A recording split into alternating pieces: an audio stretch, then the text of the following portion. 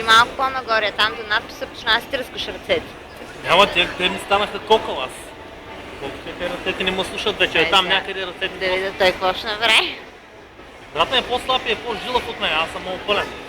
Те килограмите трябва да се дигат с нещо, пък ръцете да дигат, краката само са да поддържат.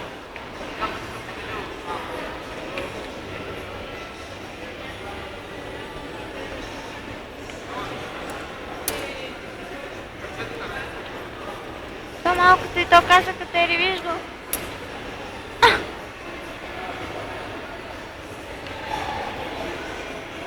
Значи то не е при тях колкото катерен, колкото е това машина, е то такова, изчислява килограмите на човека и да държи. Така ли? Да. Виж като се пуснат, дори те не падат толкова бързо. Машината ги затърпи.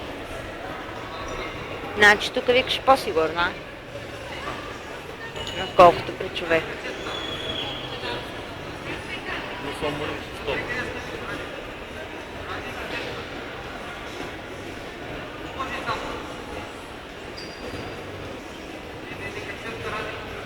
Там отстрани също има. Мама е по-трудно. Не знам.